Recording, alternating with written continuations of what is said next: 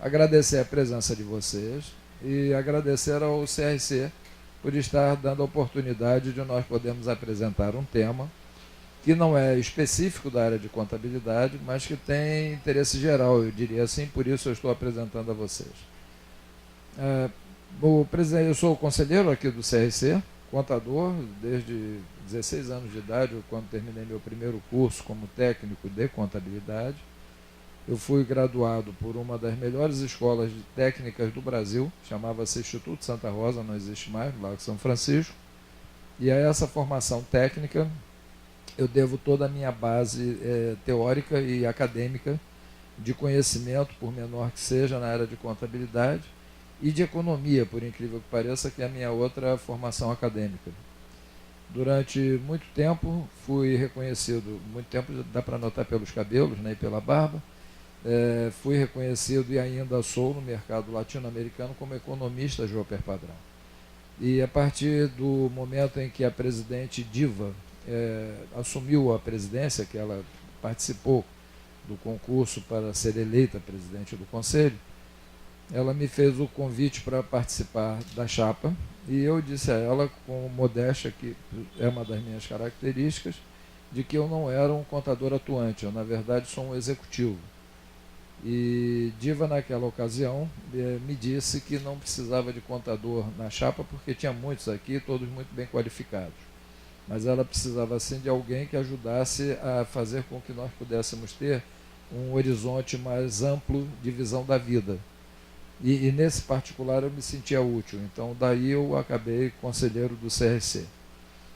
A minha formação acadêmica depois do curso técnico foi economia, tive juízo, porque o mercado da economia era um mercado mais auspicioso do que o mercado da contabilidade, e depois me senti na necessidade de fazer a graduação complementar em ciências contábeis. Posso informar a vocês de que a formação acadêmica, eu fui formado por uma faculdade que ficava localizada na Praça da República, um nome bonito, Faculdade Brasileira de Ciências Econômicas, era conhecido como SUESC ou Siricuzildo. Isso porque mantinha um curso técnico em que as moças usavam uma saia plissada, preta, vermelha e azul, que parecia a casca de um siri. O siri, quando a gente cozinha, ele não fica numa cor avermelhada, cheio de madras, não é isso? Então as pessoas olhavam para a saia das meninas e diziam que as meninas eram de siri cozido, e daí a faculdade se notabilizou com esta denominação. Mas nós que nos graduamos por ela, tínhamos muita alegria de ver a foto de Mário Henrique Simonsen como um dos alunos daquela faculdade. Então, quando alguém, por qualquer razão, tentava fazer algum comentário pejorativo, você está fazendo siri cozido? A gente dizia assim, vai lá ver a galeria de ex-alunos e ver o Mário Henrique Simonsen lá. Então, eu estou na faculdade do Simonsen, pronto. E aí a conversa estava traçada. Minha vida profissional me levou desde 18 anos de idade a liderar pessoas. Então, embora com as formações acadêmicas de economia e contabilidade, passei a lidar com equipes. E passei a lidar com equipes das mais variadas formações. Então, tive formando equipes comigo, presidiários, tive jovens menores de idade, tive profissionais como eu, doutores, mestres, pós-doutores, tive de tudo formando equipes. E num dado momento eu percebi de que havia uma trajetória que dizia assim, olha, esse cara teve um certo sucesso como executivo. E ao fazer uma análise retrospectiva dessa história, eu percebi determinados fatores que hoje me fazem escrever alguns livros em que todos eles estão influenciados por uma compreensão mais ampla da vida, da existência humana e do comportamento humano, e o que é aplicável a todas as formações, não só a formação do contador, do economista, a todas as formações. Então, o que nós vamos apresentar aqui hoje está dentro desse contexto, um contexto de ver a vida sob uma forma ampla, usando ferramentas que são ferramentas do nosso mercado, ferramentas acadêmicas, ferramentas institucionais, mas sempre tendo em vista de que nós estamos falando para seres humanos. Por isso, quando vocês chegaram aqui, eu brinquei perguntando se é famosa quem, não é isso? Porque todos nós somos únicos, e todos nós, como únicos, somos famosos ao nosso modo. Nós podemos nos reconhecer como pessoas que têm uma missão, e ao reconhecer-nos como pessoas que têm essa missão, desenvolver esse trabalho na sociedade com uma autoestima incrementada por esse fator de autorreconhecimento. Este livro que acabo de lançar, ele foi lançado dia 11 de maio, portanto é bem recente. Nós estamos hoje na 4ª tarde de autógrafos, daqui nós vamos a Natal, no Rio Grande do Norte, Brasília, São Paulo. Então tem uma carreira aí pela frente de colocar o livro no mercado. Ele traduz, por isso o seu nome é Clubes de Serviços, Núcleos de Possibilidades. Ele traduz um estudo de caso de um determinado grupamento humano que tinha uma dificuldade, e essa dificuldade parecia ser uma dificuldade insuperável. E usando ferramentas de mercado, usando ferramentas acadêmicas, um grupo de pequeno número, 13 pessoas, resolveram abraçar com esta ferramenta a possibilidade de reverter essa situação de desânimo. E, de repente, num período menor que 15 meses, um grupo de 13 pessoas voluntárias resolve ter junto de si um grupo que hoje passa de 45. Isso quer dizer, se nós levarmos em conta, por exemplo, a questão de clientela, né? Então, digamos, para nós contadores que temos escritórios, se eu tenho um escritório com 13 clientes, de repente, em 1 ano e meio, eu passo de 13 clientes para 45. Não é nada mal, não é isso? Então, há uma possibilidade de nós crescermos os nossos ambientes, crescermos os nossos mercados, e essa possibilidade nos é propiciada através de mecanismos facilmente utilizáveis desde que se reconheça a ferramenta. Nós temos no livro um estudo de casos, que é esse movimento, que é um clube de serviços, e, portanto, não é uma teoria, é algo que foi aplicado na prática e deu resultado. Então, o que nós resolvemos foi editar o livro, fazendo esse estudo de caso, com esse título, mas de modo a que as pessoas possam ter reflexões e possam adotar essas reflexões que o livro propicia em suas atividades profissionais, sejam elas quais forem, inclusive a atividade individual. Portanto, é alguma coisa que pode ser aplicada, inclusive, na nossa vida pessoal. Aqui para o CRC, nós sugerimos falar sobre planejamento estratégico na prática, que é isso que nós estamos falando. Como é que eu posso usar uma teoria sobre planejamento estratégico que na prática dê resultados? E ao final dessa nossa conversa, eu espero que isso não seja uma palestra, que seja de fato interativo, que vocês tenham toda a liberdade de intervir a qualquer momento, e nós possamos, aqueles interessados, ter acesso ao livro. Combinado assim? Também o CRC me pediu que eu fizesse uma espécie de definição programática objetiva. E aí eu resolvi, então, em 3 frases, apresentar isso. Como transformar um círculo vicioso em um outro que seja virtuoso. Eventualmente, na nossa vida pessoal, na nossa vida empresarial, na nossa vida profissional, na nossa vida, a gente vive momentos de grandes dúvidas existenciais. Ó céus, ó vida, que horror, o que eu estou fazendo aqui? E isso a gente pode chamar de um círculo vicioso, porque isso é crescente. A pessoa vai entrando numa espiral que ela não consegue sair daquela espiral. Uma ferramenta que vem da Universidade de Stanford, ela nos ajuda a transformar isso de vicioso em virtuoso. Então, como é que a gente pode fazer essa transformação de um para o outro? Uma outra questão interessante é a gente ter um mínimo de conhecimento de que nós estamos integrados a um ambiente externo e de que nós temos questões que são intrínsecas nossas, que nós podemos chamar de um ambiente interno. Então, como é que nós podemos lidar com esses 2 ambientes? Como é que podemos administrar isso? E, por último, como surfar num ambiente de mudanças. Nós estamos num ambiente de mudanças? Sim. Aí eu vou fazer que nem a Larissa. Estamos num ambiente de mudanças? Sim. Só vi 2 mãozinhas levantarem, não foi assim que a Larissa fez? As mudanças estão aí. Oi, Viviane. Chega mais, olha, Fernando está aqui também. A famosa Viviane está chegando, do Sebrae Rio de Janeiro, vai se juntar a nós. Contadora, gerente de contabilidade do Sebrae do Rio de Janeiro, pronto, fiz propaganda. O ambiente de mudanças, a Viviane no Sebrae, né, Viviane? O ambiente de mudanças é dinâmico, né? Tudo muda a todo instante, né? E como é que a gente pode surfar nesse ambiente, né? Como é que a gente pode ter um mínimo de informação para poder dizer assim, não, tá no ambiente de mudança, eu quero mais é surfar nele. Eu tenho um querido amigo engenheiro, José Alfredo Charnot Sertan. Esse homem é um homem de hoje quase 90 anos de idade, respeitadíssimo no campo da engenharia, e é um homem baixinho, intelectual, fala 4 ou 5 idiomas, foi presidente da Companhia Metalúrgica Barbará, um homem de grande valor. Filhos jovens, um deles surfista. Aí, conversando com Sertan, um acadêmico, eu digo assim, Sertan, e aí, como é que você vive com essa história? Você tem um filho surfista, adulto.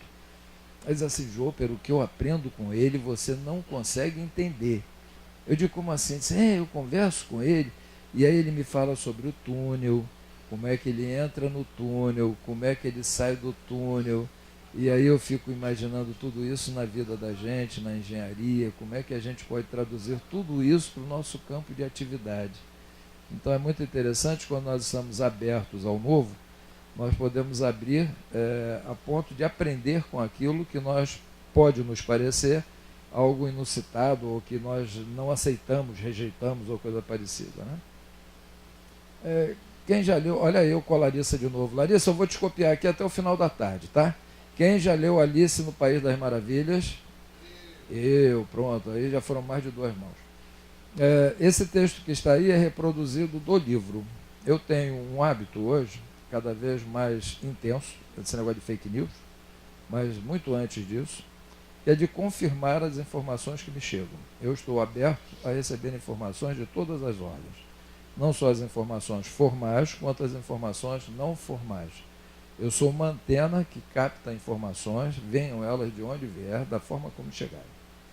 Agora, eu sou um processador, e como ao processar, eu estou falando de eu, Joper, e como ao processar essas informações eu as transmito, eu tenho que, ao processá-las, dar confiabilidade a elas. E hoje o que mais se tem são informações que não têm um mínimo de confiabilidade. Mário Quintana disse isso, danou-se. Vai ver lá, não tem na obra de Mário Quintana nada daquilo que a internet está dizendo que ele falou. E assim vai por diante, né? Nós temos uma história muito interessante de um autor baiano, já falecido, famoso, que foi fazer uma palestra na Universidade de Paris, e ao chegar a fazer a sua palestra, um aluno brasileiro levanta e diz assim, poxa, rapaz, eu li aquele texto que você escreveu na internet, olha que coisa maravilhosa. Não sei se vocês conhecem essa história, isso é fato verdadeiro, foi gravado o depoimento dele dizendo isto. Aí ele vira-se para esse aluno e disse assim, poxa, eu sei sobre o que você está falando, eu também li. Aí o cara, pois é, que coisa maravilhosa essa assim, mas só que eu não escrevi. Eu também achei maravilhoso. Aliás, eu fiquei com inveja do cara que escreveu, porque eu gostaria de ter escrito antes dele, mas eu não escrevi. Esse texto da Alice passa por aí. Tem um bando de gente que diz assim, Alice chegou diante do gato, e aí veste esta informação, e quem conta um conto, aumenta um ponto e transforma. Esse é o texto original do livro. Então, fui comprar o livro, reler o livro e poder traduzi-lo. Todos sabem quem é o autor de Alice? Chama-se Lewis Carroll. O nome do autor desta obra é uma obra de renome internacional, usada pela pedagogia para todas as idades. E o autor, Lewis Carroll. Só que o nome do cara não é esse. E ele era professor de filosofia e de física. E ele dava filosofia para os seus alunos e sentia que a matéria era chatérrima. Então ele resolveu adquirir um pseudônimo, Leslie Carroll, e passou a falar sobre filosofia escrevendo livros para crianças. Na verdade, ele não escrevia para crianças, escrevia para adultos.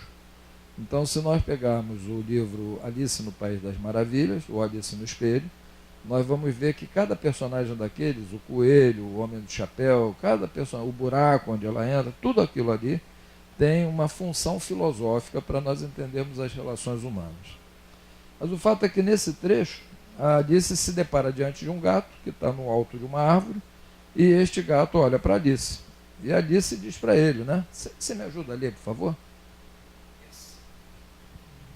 Poderia me dizer, por favor, que caminho devo tomar para ir embora daqui?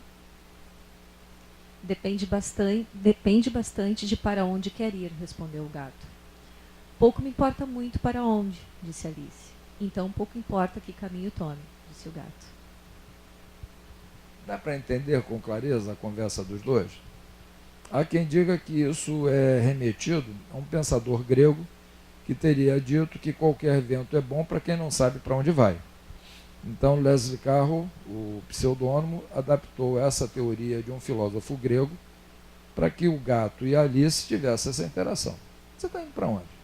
Eu não sei. Então qualquer caminho te serve. E assim, muitas das vezes, nós estamos nas nossas atividades profissionais ou empresariais, achando que está tudo muito difícil, né? A vida está difícil, está tudo muito difícil. Aliás, há quem diga assim, a minha vida não tem sentido. E aí a pergunta que a gente costuma fazer, mas é difícil você dar sentido à sua vida? Porque se a vida está sem sentido, isso não quer dizer de que ela, a vida, não tenha sentido. Isso quer dizer que a pessoa não encontrou sentido na sua vida, o que é diferente. Então, traduzindo essa ideia de nós precisarmos definir para onde nós queremos ir, para poder optar por um caminho da onde nós queremos ir nas nossas atividades profissionais. Nosso mundo moderno hoje, ele nos apresenta novos desafios. Nós formulamos esses desafios com esse diagrama. Tudo parte das competências. Há uma palavra em inglês que define melhor isso do que em português. Em inglês chama-se skills. É uma palavra muito usada, principalmente nas empresas de tecnologia avançada. Então, uma Google, por exemplo, ela seleciona muito as pessoas através dos seus skills. Para a gente traduzir isso para o português e ficar compreendido, embora em inglês isso tenha uma representação um pouco maior, é uma mistura de competências com talentos, é alguma coisa assim que vem do indivíduo e que mostra que o indivíduo tem potencial. Se nós admitirmos como competências uma boa palavra para traduzir, nós podemos imaginar que as nossas competências elas precisam ter a aquisição permanente de conhecimento. Hoje na contabilidade, mais que nunca, nós não podemos ter dito assim, não, eu aprendi lá no curso tal, na faculdade tal, e eu sei que sou. Não. Depois que veio essa mudança toda que nós sofremos, é necessário a cada dia nós estarmos estudando, e por isso o Sistema Nacional está criando essa metodologia do aprendizado contínuo, né? E agora com certificações. Então nós hoje temos certificações para auditores, temos certificações para e provavelmente em breve nós vamos ter certificações para todos. Então eu me preparo para de repente vir alguma normativa dizendo assim, se quiser continuar sendo cadastrado no CRC, você que fez seu curso em 1900 já passou, tem que fazer uma prova agora ou tem que fazer tantos pontos de capacitação a cada ano para poder continuar qualificado. Isso porque o mercado exige que haja conhecimento constante, crescente e atualizado. E esse conhecimento constante, ele me leva à criatividade. Então não basta aprender, não basta reciclar meus conhecimentos, mas assumir esses conhecimentos e com eles processar. Lembra que eu falei ainda há pouco? Eu sou uma antena que está apta a receber informações dos mais variados canais, mas eu sou um processador. Então, com esse processador, o que eu faço? Eu crio, eu invento. Ainda há pouco, antes de vir para cá, numa reunião coletiva, eu presidindo essa reunião, do nada surgem ideias e de público eu coloco essas ideias. E as ideias fixam, elas formam sentido de ser. Isso é fruto de quê? Competência, conhecimento e criatividade. Essas minhas competências também podem ser usadas de acordo com as minhas habilidades. Habilidades em inglês entra dentro do termo skills. E com as minhas competências e habilidades, o que eu faço? Eu dou fruto à minha intuição.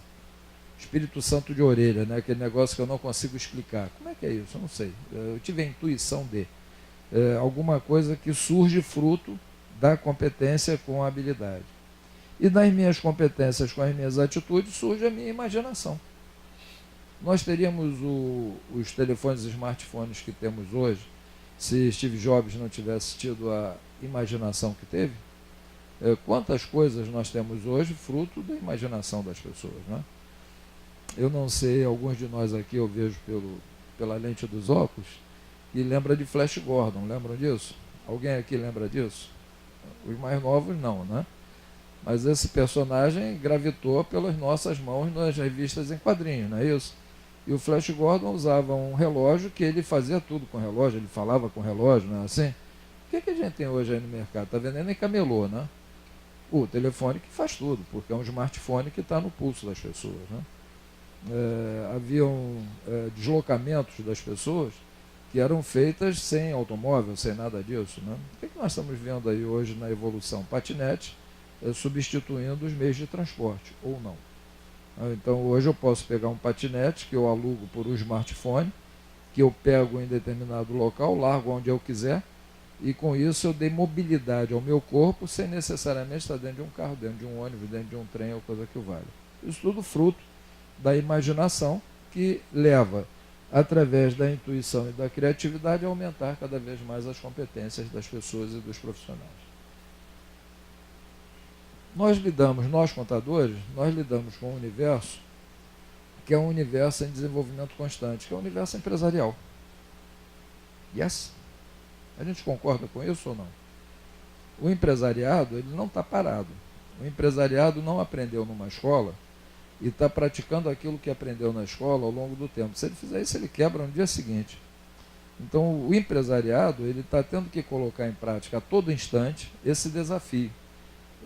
Eu tenho uma frota de táxi. Essa frota de táxi, eu tenho motoristas, eu tenho os automóveis, eu tenho a garagem onde eu guardo os táxis, e aí ninguém pediu permissão, lanço Uber. E aí o que eu faço da noite para o dia com os meus táxis? O que eu faço da noite para o dia com os meus motoristas? O que eu faço com a garagem que eu tinha? Eu tenho uma locadora de imóveis, né? Eu trabalho com administração de imóveis e, portanto, eu coloco anúncio no jornal para alugar apartamentos de meus clientes ou coisa que vale. Aí ninguém me pediu permissão, surge o Airbnb. E aí, de repente, a minha locadora, o que eu faço com ela? Virou pó. Então, o empresariado, ele está desafiado a cada instante por inovação, por criatividade, por tudo isso. E os profissionais que trabalham com esse empresariado, se não estiverem em sintonia, eles vão perder a sintonia com o empresariado. O cara vai olhar e dizer assim, pô, o que esse cara está fazendo aqui? Por que eu pago esse cara? O que esse cara contribui para o meu negócio? Não. Então, esse talvez seja um ponto interessante de nós, contadores, refletirmos. Eu vejo assim, nós precisamos abdicar de ser profissionais que trabalham com as questões tributárias ou de pessoal dos nossos clientes e precisamos passar a ser mais consultores dos nossos clientes. E se nós tivermos que ser consultores dos nossos clientes, nós temos que estar em sintonia com esses clientes, com esses desafios que eles enfrentando hoje no nosso mercado, no nosso habitué, na nossa atividade profissional. O mercado espera, portanto, empreendedores, de um modo geral, seja dentro das empresas, seja fora das empresas, seja na prestação de serviços para as empresas, o mercado espera empreendedores. Nós temos hoje no Brasil a maior empresa de engarrafamento de bebidas alcoólicas e não alcoólicas do mundo, né? Que chamava-se Ambev, passou a se chamar Ambev, agora eu já não sei mais o que o Bev é, né?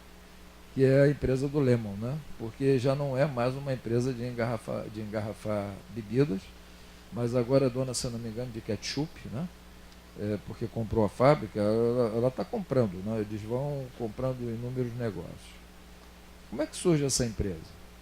Um banqueiro chamado Lemon, né? Já leram o livro sobre o caso de sucesso dele? Tem um livro que foi best-seller, O Sonho Grande. Você leu? Alguém mais leu O Sonho Grande? Fernando leu também, né? Então me ajuda se eu falar mentira, né? Um empresário que é um banqueiro que tem 2 estagiários que são encapetados dentro da empresa dele. Não é assim que surge a sociedade com esses 2 caras? E por que ele pega 2 estagiários que, ao invés dele chamar de insubordinados, esses estagiários são irrequietos, esses estagiários não são dedicados ao trabalho porque eram irrequietos, por que ele pega esses caras e transforma esses caras em seus sócios? Um deles chama Sicupira, né? Esses 2 indivíduos davam para a visão do Lemon a visão do que ele precisava para alavancar os seus negócios. O que era? Empreendedores. Ele disse assim, eu não tenho 2 estagiários, eu tenho 2 grandes empreendedores comigo. Tudo isso que aparentemente faz com que eles sejam considerados. Ô, Eliana, que bom. Chega mais, olha aí. Prestígio. Isso, olha lá, Fernanda e Viviane estão aí, junte-se a eles, por favor. Mas então ele, ao invés de ver essas 2 pessoas como 2 pessoas incômodas, ele vê como 2 talentos, transforma os 2 caras em seus sócios. O mercado espera hoje profissionais multidimensionais. O que é isso? Profissionais que estejam em sintonia com várias dimensões. Vejam que a palavra que eu estou usando não é multidisciplinar, é multidimensional. Quer dizer, tentar compreender de que a gente vive uma vida em muitas dimensões. E como é que nós podemos atuar nessas muitas vidas simultaneamente. Algumas pessoas com as quais eu convivo costumam dizer assim, como é que você tem tempo para isso? Aí, para não ficar gastando muito latim para explicar, eu digo assim, eu sou o Windows. Pronto. O que é o Windows, né? Lembram antes do Windows como é que era? É DOS, lembram? Tela verde, aquela coisa horrorosa, cheia de letrinha, parecia uma sopinha de letrinha, não é isso que a gente tinha que decorar, Ctrl, Alt, não sei o que, para fazer não sei o que, não era isso? Quem usou um editor de texto chamado WordStar? Alguém lembra? Usou? Puxa vida, Eliana, abaixa a mão que aí eu vou dizer assim, isso é antigo. Pois bem, o WordStar o que era? Né? Uma confusão danada numa tela verde para a gente botar uma palavra em negrito. Era Ctrl Alt Del no início, Ctrl Alt não sei o que no final, aí a palavra ficava em negrito. Como é que é hoje? Eu vou lá num símbolozinho, clico no símbolozinho e fica negrito, não é assim? E como é que eu trabalho? Com a minha barra embaixo cheia de programas abertos, eu não sei se vocês fazem isso, cheio. E aí eu consigo multiprocessar. O que o Jopper faz? Ele é o Windows. Então é um multiprocesso. Eu estava ainda há pouco numa reunião, antes dessa estava numa outra, daqui a pouco saio daqui, e assim a vida vai sendo levada. O mercado espera profissionais multidimensionais. Desculpem, todos os jovens são, a Larissa disse isso, né? Alfa, o Millennium, seja lá o nome que se der, eu sou pós-guerra. 1948 foi uma excelente safra. Isso era chamado de baby boomers. Ou seja, acabou a guerra, os pais voltaram para casa, creu na mamãe, nasceu um monte de criancinha, então teve uma explosão de criancinhas, daí baby boomers. O que eu sou hoje? Eu não sei. O que eu sei é que aos meus 71 anos de idade, eu procuro estar up to date, eu procuro estar atualizado com o mercado. E eu procuro estar atualizado com o que me é colocado como desafio. Então, surgiu uma novidade, sejam bem-vindas às novidades. E por último, cidadãos que pratiquem a responsabilidade social. Isso é um outro requisito do mercado. Nós estamos falando para profissionais da comunidade e, eventualmente, dentre nós, podemos ter profissionais de muitas atividades. Pode ter o dono do escritório, pode ter o contador do eu sozinho, pode ter o contador que trabalha com órgãos públicos, pode ter o contador professor, pode ter o contador auditor, o contador consultor. Então, aqui nesse ambiente, nós podemos ter vários tipos de atividades profissionais. Eu, por exemplo, quando tem chapa, vai ter agora a eleição de 1/3, então começa, que setor você representa? Eu sou do setor acadêmico, aí o cara enche o peito porque é professor. Não, eu sou do setor empresarial, enche o peito porque ele tem escritório. Aí eu olho para as pessoas assim, eu sou executivo, porque eu não sou nenhuma coisa, nem outra. O que eu faço? Eu trabalho com equipes, eu faço equipes produzirem, eu sou executivo e sou contador. Mas isso quer dizer que, seja qual for a nossa atividade hoje, as pessoas com as quais eu interajo, elas querem saber de mim algo mais do que a minha competência profissional. A minha competência profissional eu posso ter por recomendações de amigos, pode estar no LinkedIn, pode estar no meu currículo, pode estar na página da minha empresa, mas ela pode ser também questionada pelas pessoas, dizendo assim, mas o que você faz de voluntariado, hein? Ou que tipo de colaboração você dá para o meio ambiente, hein? Fala nisso, hoje que dia é, por favor? Dia do meio ambiente.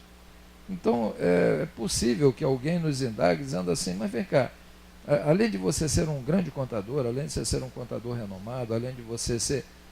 O que mais? Se a gente não tiver resposta, isso pode implicar numa mudança de relações. Se a gente tiver a resposta não na ponta da língua, mas pela prática, dizendo, não, eu faço isso com naturalidade, isso pode dar um outro engajamento no nosso mundo dos negócios.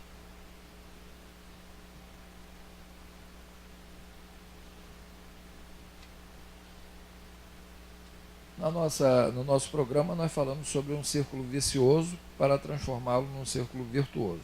Então, como é que a gente pode compreender o que possa ser um círculo vicioso? Né? Primeiro, como o círculo ele é redondo, né? Ele se supõe redondo, ora pois. E por ser redondo, ele se retroalimenta. Então, ele vai começar e terminar onde começa. E para nosso raciocínio, por onde ele começa? Pela perda de clientes ou pela dificuldade de ter clientes. Quando eu tenho menos clientes, o que acontece? Eu diminuo as minhas ações. Sejam ações profissionais, sejam ações empresariais, eu vou diminuindo a minha capacidade de ações porque eu estou diminuindo o meu mercado. Com isso, vão escasseando os meus recursos. Esse recurso não quer dizer só grana, esse recurso de um modo geral. Colaboradores, vão escasseando os recursos. Quando escasseiam os recursos, o que acontece? Abaixa a autoestima. Dizendo, poxa, no passado eu tinha, agora eu já não tenho tanto, como é que vai ser meu futuro? Né? A incerteza surge daí. Daí ocorre um distanciamento natural do mercado. Então eu estou com mais dificuldades, tenho menos recursos, vou ficando cada vez mais distante do meu mercado. Quando eu me afasto do meu mercado, o que acontece? Minha credibilidade é afetada. Tá? Eu já tive um grande nome, pelas dificuldades hoje, o meu nome já não é tão grande quanto era. Aliás, tem uns jovens entrando aí que tem mais nome do que eu e daí por diante. Isso aumenta o desânimo. E quando aumenta o desânimo, minha camada.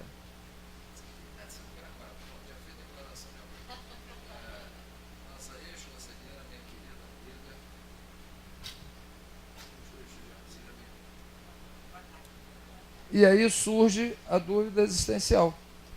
O que eu vou fazer da vida? O que eu vou fazer do meu negócio? O que eu vou fazer da minha atividade? Vocês já pensaram que as palavras têm peso próprio? Eu costumo dizer assim, as palavras têm peso próprio. Por exemplo, a palavra aposentado. O que quer dizer a palavra aposentado? Quem me ajuda, por favor?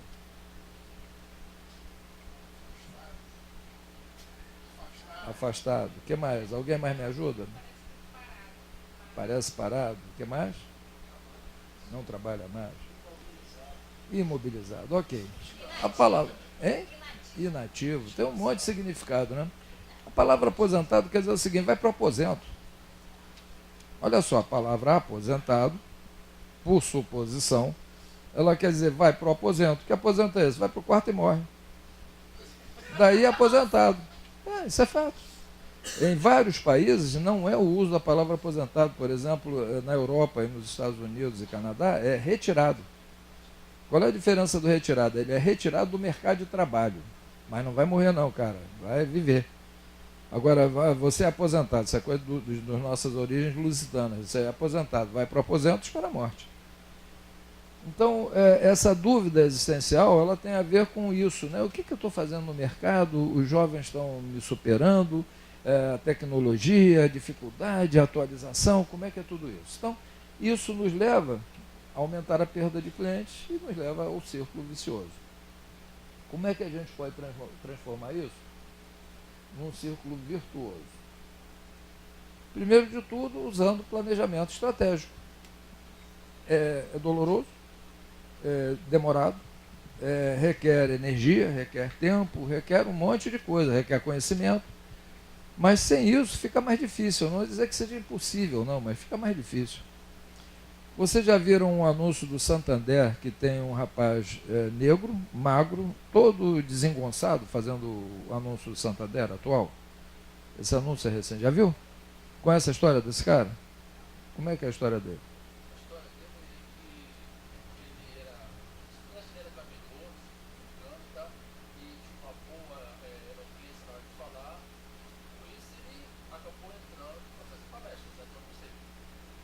Ele vendia água mineral, vendia água envasada na praia. E aí ele era convincente do que ele estava vendendo. Ele só vendia água, não fazia mais do que isso. E ele tinha um discurso legal. Aí, de repente, um cara olha para ele e diz assim: você quer fazer uma palestra na Universidade de Harvard? Ele não fala inglês, ele vende água mineral. Aí ele disse assim: topo. E aí ele foi fazer uma palestra em Harvard. Hoje ele é um palestrante, por isso ele gravou para o Santander, porque o anúncio tem a ver com empreendedores. E nada disso é intuitivo. Esse camarada, num dado momento, ele disse assim: vou sair dessa enrascada. Como é que é? A enrascada era não poder sobreviver. Vou começar vendendo água, mas não é meu negócio vender água. E aí hoje ele é a pessoa que é. Nós temos um outro caso, que também é um outro palestrante. Este fez, está me falhando o seu nome agora, ele vem de Recife para São Paulo, vai morar numa favela com seu pai e sua mãe, com 4 anos de idade. Ele olha e diz assim: o que eu vou fazer da vida? 4 anos de idade, o que eu vou fazer da vida? E aí ele vê latinha de alumínio e resolve juntar latinha de alumínio e vender latinha de alumínio. Para encurtar a história, esse indivíduo hoje é o maior empresário brasileiro de venda de peças de segunda mão de caminhões pesados. E ele diz assim: não, meu mercado por enquanto é o mercado de 13 milhões de dólares, mas eu vou chegar a 70 milhões de dólares. Mas nada disso, o cara não sai de 4 anos de idade vendendo latinha para ser um maior empresário em seu segmento, e criou um segmento que não tinha no Brasil. Ele percebeu o seguinte: o Brasil tem muitos caminhões rodando nas autoestradas, e muitos desses caminhões são novos e peças caras de reposição. Aí ele foi verificar que a indústria Scania, Volvo, Mercedes, essas indústrias não têm peças de reposição na quantidade dos caminhões que elas produzem. E ele percebeu de que as seguradoras colocam os caminhões com perda total em leilões. E ele percebeu que esses leilões desses caminhões, o preço do caminhão é quase que a preço de peso de metal. Então o que ele passou a fazer? Ele passou a comprar os caminhões, desmontar os caminhões, higienizar as peças, e com isso ele criou o maior estoque de peças usadas, novas, são peças praticamente novas, para caminhões pesados. Então o caminhoneiro, ao invés de comprar na Scania, vai na empresa dele em São Paulo e compra. Isso tudo é fruto de quê? A gente pode dizer sorte, tem um monte de nome, todos eles. Quando a gente vai analisar o caso de cada um, a gente vai ver que eles tiveram, de uma forma ou de outra, uma forma de planejar o seu destino. Nada foi por acaso. Esse, por exemplo, das peças de caminhões, ele costuma, no livro dele, ele diz assim: eu já falei 4 vezes. Todas as vezes que eu entro em falência, eu saio melhor do que entrei. Mas eu posso perder o crédito, mas não posso perder a credibilidade. Então, por isso ele sai de uma falência para uma situação melhor, porque ele garante que ele vai honrar com aqueles compromissos, porque ele vai montar um outro negócio superior ao negócio anterior que não deu certo. E com isso ele chegou ao ponto que chegou. Eu juro a você que ou até o final desse encontro, ou depois eu te passo o nome, porque eu uso como referência das aulas que dou, com certeza. Bom, então o primeiro ponto para a gente inverter aquele negócio da perda de clientes é fixar e monitorar um planejamento. Eu acho que eu apaguei a tela. Me ajuda, por favor?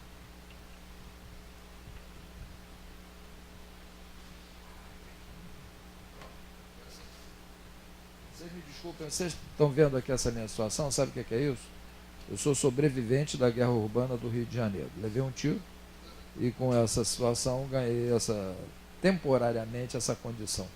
Mas isso não quer dizer que eu não seja capaz de me superar e estar aqui com vocês, com a compreensão de vocês. Sou veterano de guerra, né? Eu já tenho 2 anos, já sou veterano. Fixado o planejamento, eu concentro energia. Então eu tenho poucos recursos, pouca gente, pequeno escritório, pouca grana, eu tenho pouco. Então o que eu faço? Eu concentro, porque eu comecei a pontuar para onde eu quero ir com aqueles poucos recursos que tenho. Feito isso, eu otimizo esses poucos recursos que tenho. Então vou fazer o melhor uso possível desses poucos recursos que tenho. A partir daí, o que eu vou fazer? Vou perseguir os resultados daquilo que eu fixei no meu plano. Vou melhorar a minha visibilidade. Eu posso não partir do zero para o tudo, eu não partir de vender água para ser um palestrante em Harvard, mas eu posso aos poucos ir galgando até chegar lá. Conquisto credibilidade, aumento a atratividade e agrego maior gama de recursos. Pronto, rompi o círculo vicioso, transformando em virtuoso. Como o planejamento ele precisa ser monitorado, ele é monitorado e é realinhado a cada vez que eu percebo que o ciclo aumenta. Então, aumentei a minha carteira de clientes, atenção, eu posso aumentar muito rapidamente. Então, eu tenho que rapidamente me ajustar. Ou então, eu vou fazer com que esse aumento seja mais gradual. Ao invés de ser muito rápido, eu vou fazendo com que ele seja gradual, vou manipulando esse aumento para que eu possa ir absorvendo, agregando recurso e possa ir aumentando a minha capacidade de atendimento. Está clara a ideia? Isso é aplicável à vida da gente. Mas aí eu posso ser um profissional, eu sozinho, eu posso estar com um problema familiar, uma crise conjugal, coisa que vale, e desde o momento que eu passe a adotar um mecanismo como esse, eu posso inverter aquela situação que me era desfavorável numa situação que possa vir a ser favorável. Até aí estamos combinados? Esse moço bonito, eu tenho, pelas personalidades que passam pela vida, eu tenho sempre a curiosidade de procurar entendê-los no seu contexto. Então, por exemplo, Tim Maia. Quem assistiu o filme ou assistiu a peça sobre a vida de Tim Maia? Alguém aqui teve essa? Não? Quem não assistiu o filme está no Netflix, né, está nesses canais, vale a pena.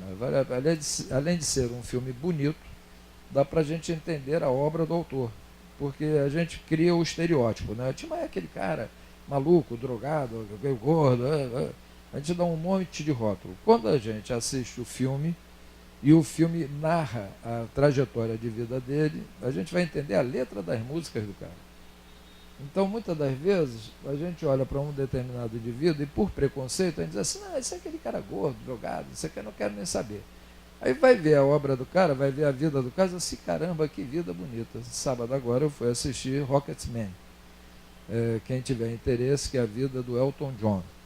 É um negócio espetacular.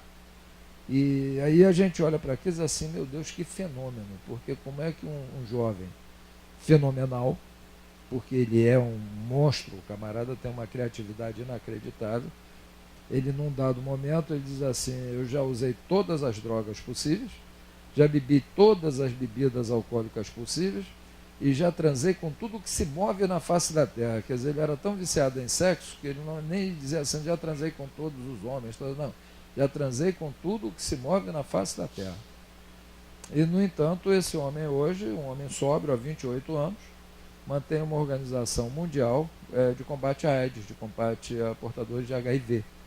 Então, nem tudo que a gente, por preconceito, diz assim, não, esse cara é um drogado, maluco, não sei o quê, é assim. O John Kennedy é uma figura desse porte, né? Presidente dos Estados Unidos, famoso, aquele negócio da invasão da Baía dos Porcos em Cuba, toda aquela história, que recentemente, por conta de ter vencido aquele prazo do sigilo de documentos, né? Os documentos da época dele foram abertos à opinião pública e a Globo News, eu não sei se assistiram isso, fez um documentário muito bonito sobre o mais longo dia, se eu não me engano, o nome do documentário é isso, o dia que durou 20 anos, alguma coisa assim, que é um documentário sobre a participação deste presidente dos Estados Unidos nos episódios 64 no Brasil, com a voz dele gravada. Então, ninguém mandou dizer que era. É a voz dele com o embaixador dos Estados Unidos no Rio de Janeiro e eles conversando e ele dando as ordens que deu àquela época. De toda maneira, um grande estadista que, num dado momento, em Indianápolis, no dia 12 de abril de 1959, num discurso, disse uma frase. Essa frase é essa que está aí. Você me ajuda, por favor, a ler essa frase, por gentileza? Quando escrita em chinês, a palavra crise é composta por 2 caracteres. Um representa perigo e outro representa oportunidade. Alguém já tinha ouvido essa afirmação? Isso é muito comum, as pessoas, não, em chinês crise quer dizer isso, né? E seria isso aqui, esse é o ideograma e isso seria a interpretação. Aí se vocês conversarem com alguém versado em mandarim, o cara vai olhar e dizer assim, Joper, isso aí não quer dizer nada disso. Isso aí, esse ideograma tem outra tradução, não tem nada a ver com isso. Então, o que quer dizer isso? O John Kennedy, ele usou uma linguagem de retórica. Isso é liberdade poética. Eu agora invento uma frase aqui, digo a frase e eu digo assim, não, porque o Fernando disse isso. E aí cola. Esse negócio da internet, do autor lá do Rio Grande do Sul, Quintana, Mário Quintana disse isso, aí cola. Mitos e realidade. Como o John Kennedy disse isso, todo mundo passou a dizer que em chinês, crise quer dizer isso. Esquece o chinês, esquece o ideograma e se concentra no conteúdo. Então, o que ele está dizendo? Se tem alguém chorando, eu vou vender lenço. É isso que ele está dizendo. Tem uma dificuldade? Eu vou ver uma facilidade onde tem a dificuldade. Winston Churchill, isso é documentado, disse isso, né? O otimista, o pessimista vê dificuldade em tudo, o otimista vê oportunidade. Então, se tem uma dificuldade, eu vou olhar a oportunidade que essa dificuldade me propicia. Isso me leva a procurar entender que existe um posicionamento estratégico que eu, ou a minha empresa, ou a minha atividade profissional, seja lá o que for, eu tenho que entender. Parte de esses slides estarão à disposição de vocês depois, quem tiver interesse, tá?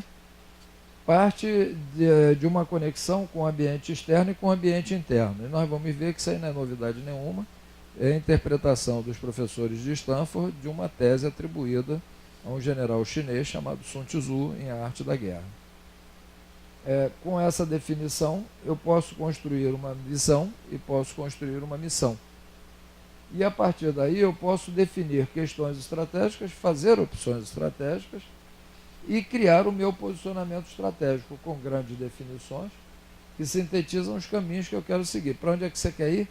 Se o gato me perguntar, eu vou dizer, eu quero ir para tal lugar. Aí ele vai dizer, vai para a esquerda ou vai pela direita. Ou então significa realizar atividades diferentes da dos rivais. Então tem um monte de nome na academia que se dá para isso, de valores competitivos, é um monte de nomes que se dá. Mas isso quer dizer o seguinte, de que me adianta vender cachorro-quente, onde todo mundo está vendendo cachorro-quente igualzinho. Eu vou ser mais um vendendo cachorro-quente. Só se o divino baixar na minha tenda que eu vou conseguir vender meus cachorros-quentes, porque os outros já estavam vendendo antes de mim. Então, o que eu tenho que fazer? Eu tenho que criar um produto que tenha um diferencial competitivo daqueles outros. Eu tenho que ter um serviço que tenha diferencial competitivo daqueles outros. Eu estou falando para contadores, né? Eu sou diretor financeiro, tesoureiro-geral de uma associação nacional. Agora, em junho, nós estamos fazendo um grande congresso em Natal, com mais de 60 anos de existência, com representação em todo o território nacional. Associação Brasileira de Engenharia Sanitária e Ambiental. Nós temos em cada estado um presidente de seção, e um presidente de seção de um estado do Nordeste pirou e fez um bando de convênios, 46 convênios, com um banco oficial no Nordeste, e esses convênios foram feitos em nome da associação, sem que a associação soubesse.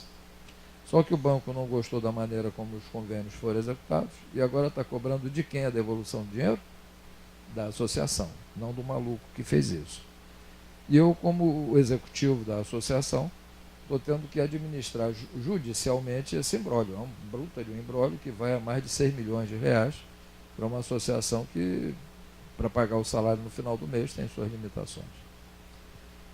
Aí, entre os vários equacionamentos estratégicos de como resolver esse imbróglio, bons advogados, aí contrato uma perita contadora aqui no Rio de Janeiro. Essa perita me dá um parecer, e nesse parecer ela diz assim, Joper, uma das sugestões que eu te dou, vai lá para o estado do Nordeste, pega os documentos todos, refaz a prestação de contas disso tudo, e faz com que esse refazimento dessas prestações de contas seja acreditado. Vocês já ouviram falar essas palavras para nós? Quer dizer, acreditado quer dizer que o profissional que vai fazer tenha credibilidade no mercado. Portanto, ela falou, vai, busca um perito. Esse camarada, como perito, ele vai refazer essas contas, mas ele não vai apenas dizer assim, olha, a conta tinha um erro de 10 centavos. Não, ele vai dar um laudo pericial sobre o refazimento das contas. E isso vira uma prova em juízo para poder defender a associação. O trabalho deste perito que eu contratei sem conhecer, e cheguei aqui no CRC, perguntei a um amigo meu, um conselheiro, que tem para mim credibilidade, chamei o cara e disse assim, meu irmão, Alexandre, quem é que você me indica no Ceará? Alexandre disse assim, me dá 24 horas. 24 horas depois chegou para mim e disse assim, o cara chama-se Marcelo, eu vou te dar o telefone, eu não o conheço, mas é acreditado. O trabalho desse perito me impressiona muito bem e muito positivamente. Então eu estou pagando, estou remunerando bem a esse profissional, mas eu estou recebendo um trabalho que tem um diferencial competitivo. Ele não está me fazendo um relatório qualquer, não está me dando um parecer qualquer, não está me dando um documento qualquer. Está me dando um documento que, quando eu li o primeiro, me surpreendeu. Eu disse assim, poxa, Papai do Céu estava do meu lado quando pedi a indicação e quando esse profissional me foi indicado. Os estágios do planejamento estratégico, na visão que tenho, e isso é a minha metodologia de trabalho, parte de, eu chamo isso aí de uma espécie de rocambole, né? Como se fosse, lembra aquele doce gostoso, né? Que tem fatias que vão formando um ciclo que vai diminuindo, não é isso? Então, a primeira coisa que eu tenho que fazer é definir um negócio estratégico daquilo que eu estou fazendo o planejamento, seja empresa, seja escritório, seja a minha atividade profissional, definir o que é o meu negócio estratégico. Uma vez definido com clareza o meu negócio estratégico, definir a minha missão dentro desse negócio. Então, eu defini o negócio, vou definir qual é a minha missão. Vou definir os valores que vão nortear a minha negociação com o mercado dentro desta missão. Vou fazer uma análise do ambiente para me situar dentro e fora da minha atividade profissional, como é que eu estou, e vou fixar a minha visão, que é alguma coisa do que eu quero ser quando crescer. O Banco Bradesco, ele quando surge, chamava-se Banco Brasileiro de Descontos. Talvez muitos de nós aqui não lembrem disso. E o Banco Brasileiro de Descontos é fundado por um indivíduo chamado Amador Aguiar, que era um visionário, muito religioso, e que na Cidade de Deus, em Osasco, quando ele cria a sede do Banco Brasileiro de Descontos, ele ergue 2 monumentos. Um deles, o Cristo Redentor, porque era um homem muito religioso, copiou o Cristo do Rio de Janeiro. A outra, um burrico com uma vara de marmelo na cabeça, com uma cenoura à frente. Então, Amador Aguiar dizia, nós do Banco Brasileiro de Descontos vamos ser fiéis a Deus e vamos ser que nem esse burrico, nós vamos procurar essa cenoura a vida inteira sem encontrá-la. E assim ele construiu o Banco Brasileiro de Descontos, o Bradesco de hoje, esse monumento que nós temos. Que é essa visão aí, a necessidade constante de nós queremos progredir, de nós queremos melhorar. Um plano estratégico, ele pode ter um alcance de 3 anos, eu, como consultor, sugiro assim, com revisão anual, de modo a que se possa ajustar esta revisão. E ele se desdobra num plano de ação, que esse é de vigência anual. O plano de ação, pela dinâmica do mercado, ele é muito mais rápido e ele tem que ser colocado em função ao longo de 12 meses no máximo. Ele parte de diretrizes e fixa metas para nós alcançar. Quando nós falamos de negócio, o negócio ele é algo que define o meu campo de ação com uma visão ampla. Eu sou economista, sou contador. O mercado me reconhece como economista até o momento que eu passei a frequentar o conselho como conselheiro e aí minha carteira de identidades deixou de ser do Corecon, passou a ser do CRC, meu cartão de visitas deixou de ser o economista Joper, passou a ser o contador e daí por diante. As pessoas que me conhecem no mercado, quando eu digo assim, olha, meu cartão é o cara, você é contador? Eu digo, sou, hein? Porque as pessoas não conhecem o meu estereótipo como contador, e sim como economista. Isso tem a ver com a maneira como a gente vê a vida e com a maneira como a gente se coloca diante da vida. Então, eu costumo ver assim, com todo respeito, o economista ele vê a vida a 360 graus, ele vê a vida em círculos, ele vê grandes números. Se vocês observarem, vejam, por exemplo, o Posto Ipiranga, né, que é o ministro da Economia. Então ele não fala em valores em real, ele fala em bilhão, em trilhão, né? Ele fala, todos os números deles são de grandeza, né? E nós, contadores, por força da nossa própria formação profissional, o débito e crédito tem que ser igual, não é isso? Então, se não tiver fechado no centavo, a gente vai ficar procurando a vida inteira, alucinado, vira à noite, até aqui os centavos fecham, não é assim? Então, na nossa formação profissional, nós somos muito mais voltados à minúcia, ao detalhe e à exatidão, enquanto o economista ele vê a vida sob uma forma ampla. A definição do negócio estratégico tem a ver com isso, tanto é que nas consultorias nós definimos negócio estratégico ou negócio míope. Então, um exemplo de negócio míope, o que a Copenhagen faz? Você me ajuda? Se a Copenhagen estivesse definindo o seu negócio, como é que você diria que o negócio da Copenhagen é numa palavra? Por favor. Você. Por favor. Qual o negócio da Copenhagen? Numa palavra. Sem medo de ser feliz. Arrisca. Chocolate. Qual o negócio da Sul?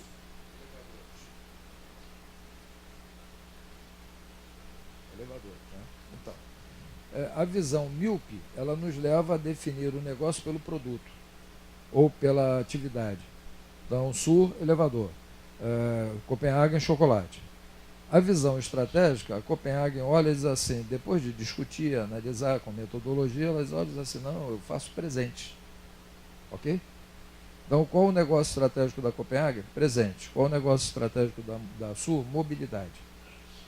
Então, quando eu tenho um negócio mobilidade, eu posso ter para cima, para baixo, para o lado, enviesado, eu posso ser de tudo quanto é jeito. Aí eu posso deixar de fazer elevador, passar a fazer escada rolante, por exemplo. Posso fazer montacargas, por exemplo. Eu posso fazer um monte de coisas, por exemplo. Quando eu fixo que o meu negócio estratégico é presente ao invés de ser chocolate, vocês já viram onde ficam as lojas da Copenhagen nos shopping centers? Não perceberam ainda? Junto das lojas de joias. Bem próximo. Tem as lojas de joias, tem as lojas da Copenhagen. Por quê? O que é isso? Se eu faço presente, para onde é que eu vou levar o meu produto? Para onde se vende presente. Onde é que se vende presente? Começa por loja de joias. Aí o cara vai comprar uma joia, vê que o preço da joia é muito caro, diz assim, minha namorada merece, mas está caro para cachorro. Mas olha só, tem essa caixa de bombom linda aqui, olha, né? Dia dos namorados está chegando aí, né? Então, quando a gente forma uma visão clara do nosso negócio estratégico, a gente amplia a nossa visão. Ela não está limitada àquilo ali, não, eu faço elevador. Elevador eu vou ficar para cima e para baixo. Depois disso, o restante vem por ondas crescentes. Então, eu vou definir minha missão, vou definir meus valores e tudo mais a partir da minha visão estratégica do meu negócio. Isso tudo vem do livro de Sun Tzu, A Arte da Guerra. Professores da Universidade de Stanford levaram a sério essa história, que é uma história séria, né? Isso é atribuído a um general chinês. Tem o livro que é traduzido, isso foi colocado há cerca de 3 ou 4 anos atrás, um brasileiro, versado em mandarim, resolveu editar um livro da Arte da Guerra, traduzindo direto do mandarim para o português. E este autor ele diz o seguinte, todas as versões da Arte da Guerra vieram pela Europa. Então, da China vai para a Alemanha, traduz a Arte da Guerra para o alemão, do alemão traduz para o francês, do francês traduz para o português, chegou ao Brasil. Conforme quem conta um conto aumenta um ponto, conforme isso foi sendo traduzido, foi sendo romanceado. Então, as versões que chegaram ao Brasil, português, elas foram traduzidas de 2 ou 3 idiomas europeus e foram romanceadas. Por isso, a Arte da Guerra, o imperador ele é bonzinho, ele é generoso, ele fala com candura, né? Quando o camarada pega do mandarim e traduz direto para o português, não é isso não, é um general falando. Aí é ordem de general, ele não está com candura nenhuma, é ordem.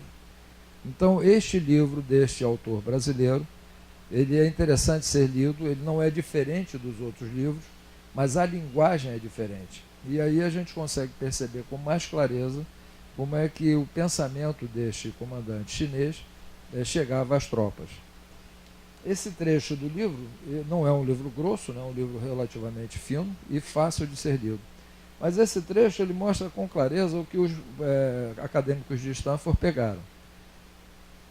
Se eu conheço o meu exército, se eu conheço o ambiente onde eu vou guerrear, se eu conheço os meus inimigos, eu ganho todas as batalhas. Agora, se eu só conheço uma parte disso, eu perco batalhas. Se eu não conheço nada disso, eu não ganho nenhuma. É simples assim. Então, quem monta um negócio sem saber qual é o seu mercado, saber quem são os seus clientes, saber quem são os seus concorrentes, o que vai acontecer com o negócio dele? Babau. Vai entrar para a estatística, 7 anos depois faliu. Se não falir antes. Não é assim? Agora, quando a pessoa se dá o trabalho de pesquisar mercado, de ver concorrentes e tudo mais, ele cria produtos diferenciados e cria o diferencial competitivo dele.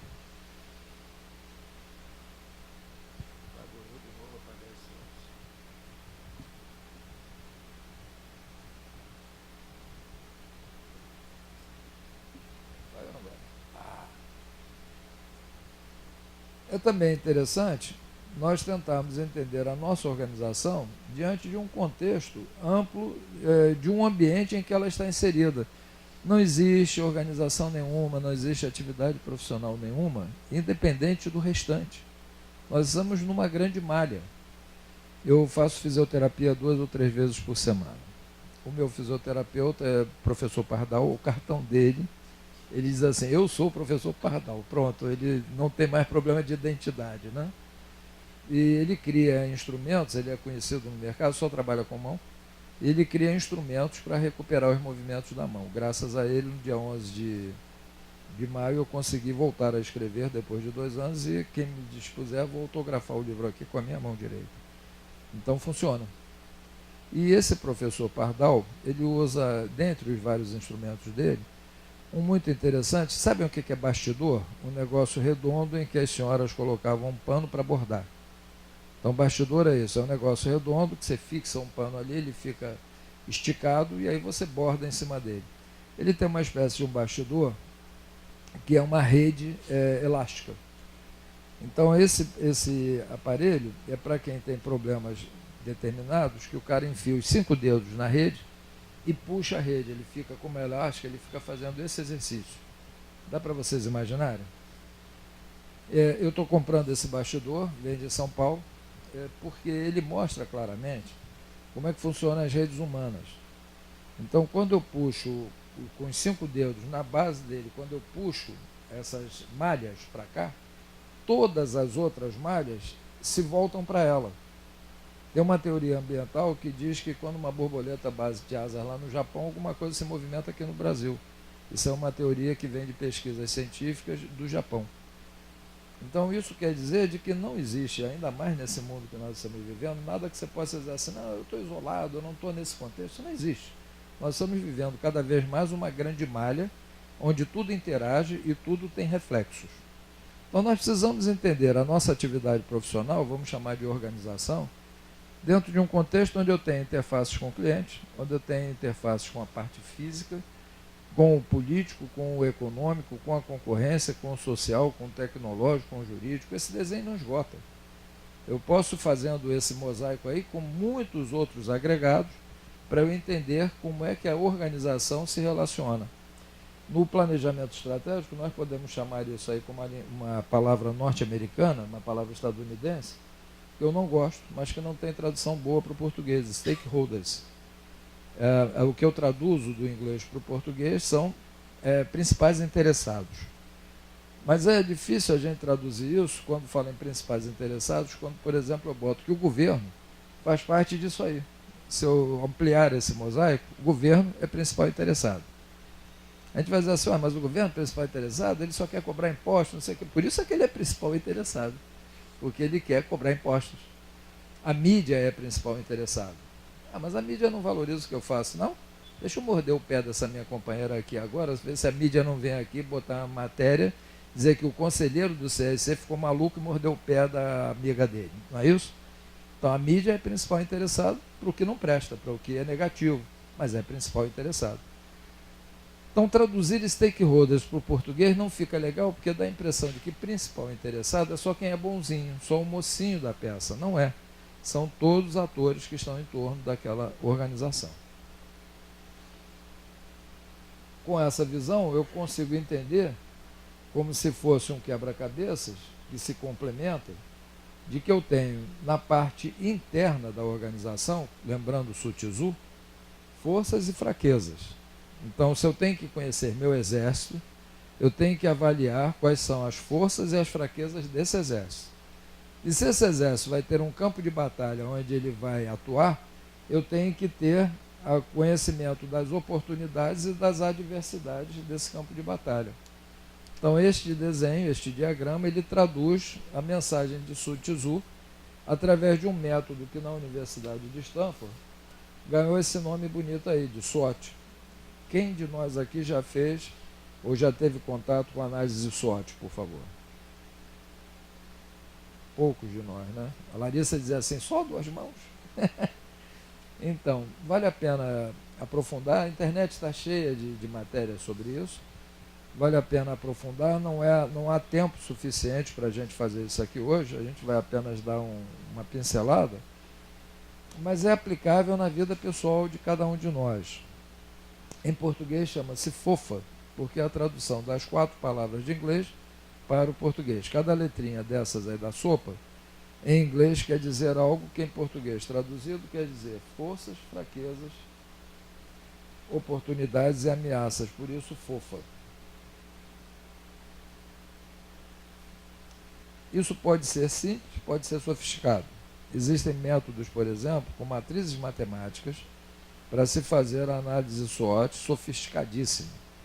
Então, grandes empresas que aplicam esses métodos, aplicam esses sistemas, usam esses sistemas para fazer ponderações. Ou seja, as forças que eu meço, eu atribuo a essas forças determinados valores, determinados números, determinados pontos. As fraquezas, a mesma coisa, as oportunidades, as adversidades. E depois uma matriz matemática é montada, me mostrando aonde é que uma determinada força pode ter maior sinergia numa determinada oportunidade. Aonde é que uma determinada fraqueza pode soar mais para uma determinada ameaça que eu tenho no mercado. Então isso pode ser feito de uma forma extremamente sofisticada, cara, ou pode ser feita de uma forma extremamente simples, apenas pegando papel ou computador e relacionando com um pouco de disciplina a análise que a gente pode fazer de nós mesmos. Hoje, às 2h da tarde,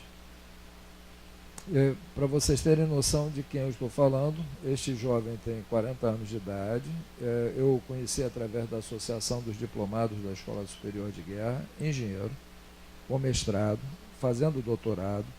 No sábado estava com ele com o livro de Isaac Asimov, que tinha mais ou menos 3 polegadas de grossura, era um vademecum que estava na mão do cara, ele mergulhado para fazer o doutorado dele. Ele está indo, foi agora meio-dia, para um retiro espiritual, perdidinho da vida, dizendo o que eu vou fazer da minha vida. Dá para entender isso? O cara fazendo doutorado, culto, perdidinho da vida. Então vai procurar num retiro espiritual, se encontrar para voltar daqui a 10 dias e dizer assim, pelo menos eu procurei me encontrar. Antes dele viajar, nós tivemos no sábado um seminário que ele participou comigo de 10 horas seguidas, então a gente conviveu bastante. E na segunda-feira, na conversa que eu tive com ele, eu disse para ele assim, cara, você, lá na ADESG, você ao fazer o curso, você lidou com SWOT. Ele disse, claro, Joper, são 2 meses, o cara fica mergulhado estudando esse troço aí, 2 meses. Eu digo assim, então você conhece a análise SWOT? Eu disse, claro que eu conheço. Eu digo, e já fez a sua? Ele disse assim, caramba, não. Eu digo, e que tal fazer? Que tal você fazer a sua análise SWOT sobre você? Ele disse assim, eu não tinha pensado nisso. Mas como é que você sugere eu fazer? Eu digo, é tão simples, liga o teu laptop, aí bota lá 4 páginas do Word e começa simplesmente a pensar. Quais são as minhas forças? Aí vai lá na página de forças e escreve. Não, agora eu descobri uma fraqueza. Vai lá na página de fraqueza e escreve. Daqui a uma meia hora, 2 horas, 3 horas, não importa o tempo, você vai ter relacionado suas forças, suas fraquezas, suas oportunidades, suas adversidades. Veja como é que você pode melhorar suas forças, como é que você pode transformar suas fraquezas em forças ou neutralizá-las, como é que você pode aproveitar o mais possível as suas oportunidades e como é que você pode conviver ou superar as suas adversidades. E disse ele para mim, eu acredito, que ele estava indo lá para o retiro espiritual dele, fazendo a sua análise de SWOT de forma sistematizada no seu laptop.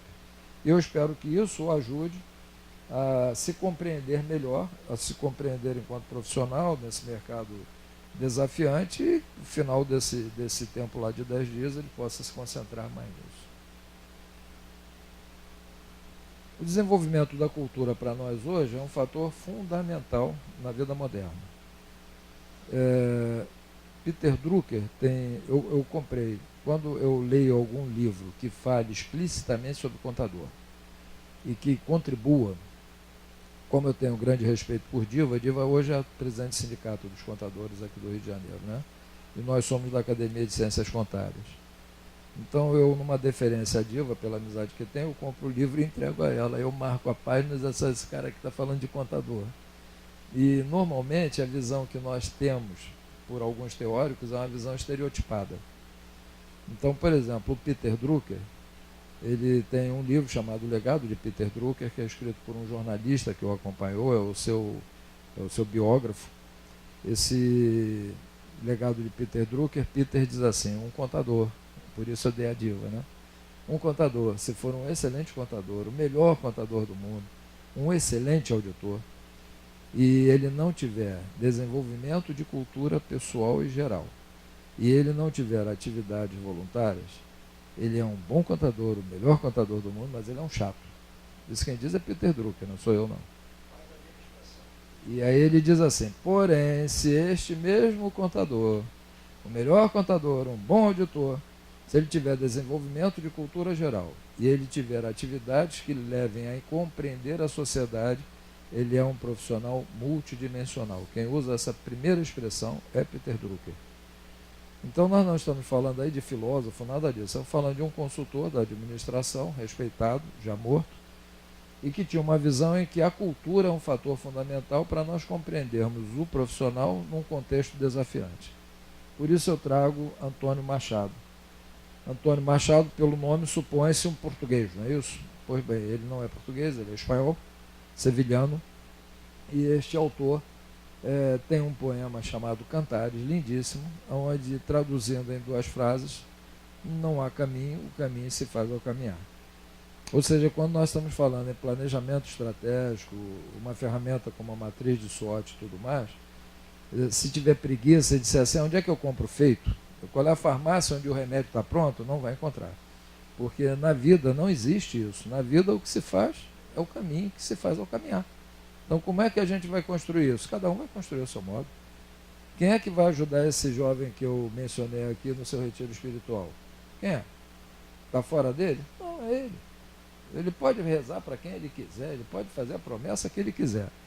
Mas quem vai ajudá-lo é ele. E ele vai enfrentar a pior fera que se pode enfrentar. Qual é a pior fera que nós podemos enfrentar? Nós próprios.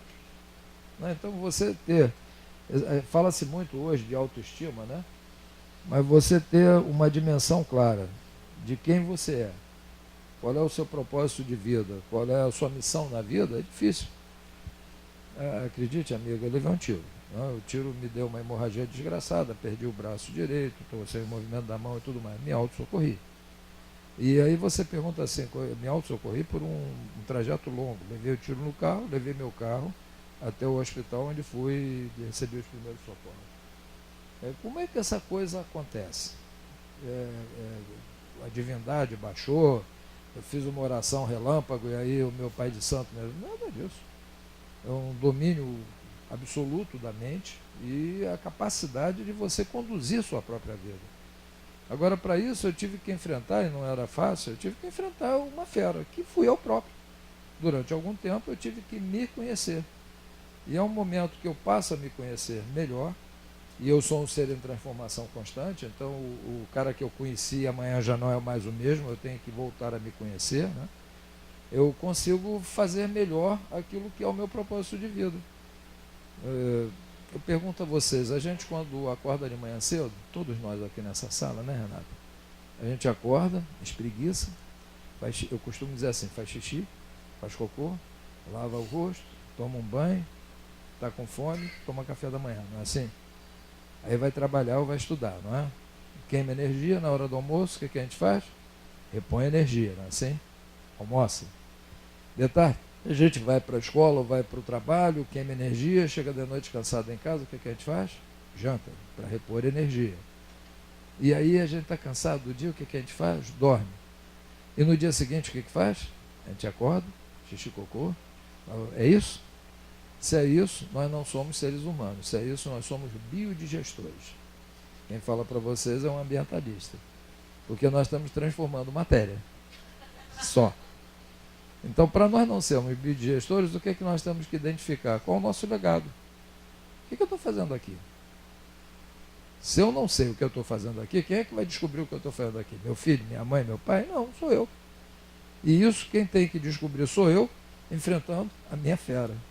Essas ferramentas ajudam muito a esse negócio da gente descobrir qual é a fera que a gente tem dentro da gente e domá-la, né?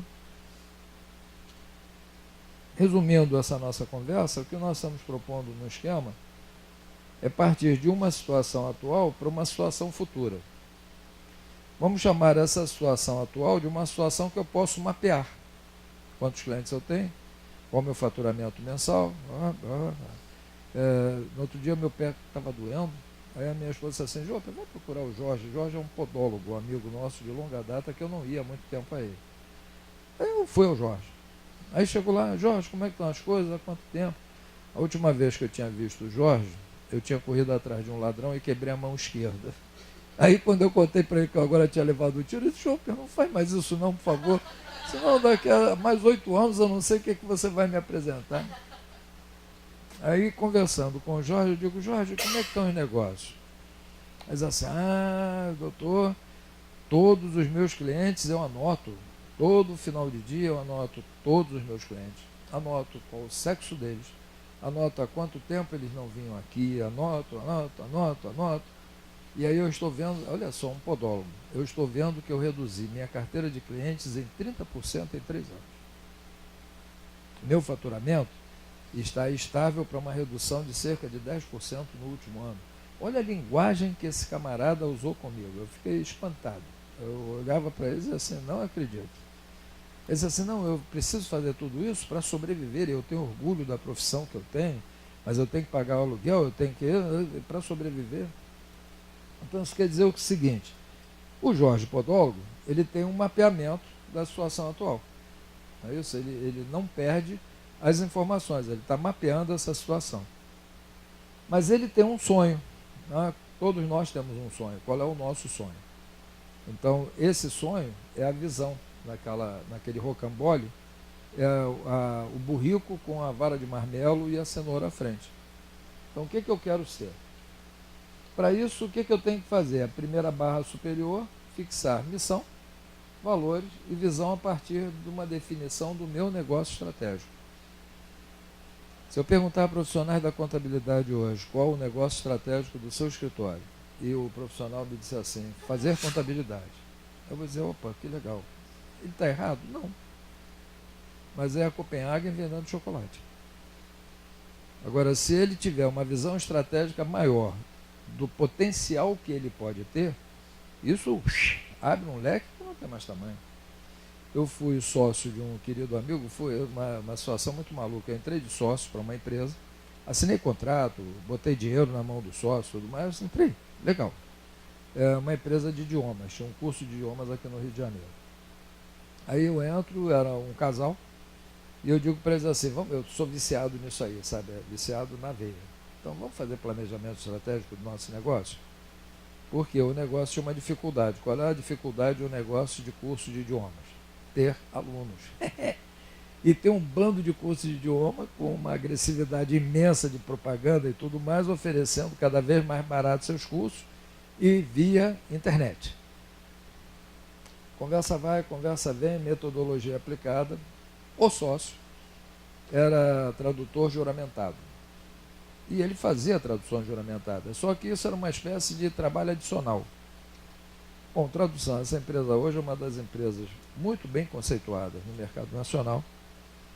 Trabalha com repatriação. tanto trazendo brasileiros estrangeiros que estavam no exterior, que vêm morar no Brasil, brasileiros que estavam no exterior, que voltam para o Brasil. Enfim, trabalha com uma gama imensa de assuntos voltados a idiomas. O menor negócio de todos, sabe qual é? Curso. Tem tradutor juramentado de todos os idiomas que você possa imaginar dentro da empresa dele. Aí precisa de um tradutor de mandarim. Aí o cara, opa, porque ele tem uma carteira muito boa de pessoas que são tradutoras juramentadas nos vários idiomas. Com isso ele passou a trabalhar para um mercado chamado óleo e gás. Yes, preciso dizer algo mais? Não, né? Então o que era uma... E eu saí desse negócio no dia que a gente descobriu o novo negócio. Quando a gente descobriu o negócio estratégico, formulou o planejamento, tudo, disse assim, Paulo, eu estou fora. Ele disse assim, pô, tá maluco? Eu digo, não, estou fora, não vou ter tempo de ser sócio dessa empresa que a gente acabou de ver. E aí eu saí do negócio, o negócio explodiu e o negócio deu certo. Mas isso quer dizer o quê? Negócio estratégico definido, missão, valores e visão projetados. Depois disso, objetivos e metas, que são aquelas duas fatiazinhas verdes do rocambole. E tudo isso com o quê? Com gestão da mudança. Nesse livro que coloco à disposição de vocês, por exemplo, nós passamos a experimentar a minha carteira de clientes, o que era? Voluntários. Então eu tinha 13 voluntários. E eu precisava aumentar a carteira de clientes. Desses 13 que passaram a 45, 13 estão aqui no auditório agora. Eliana, Viviane e Fernando. Não são meus parentes, não são nada, eram pessoas... Aliás, os três... Não, Viviane veio das relações com o Sebrae, que eu fui do Conselho Fiscal. Eliana e Fernando, através do LinkedIn.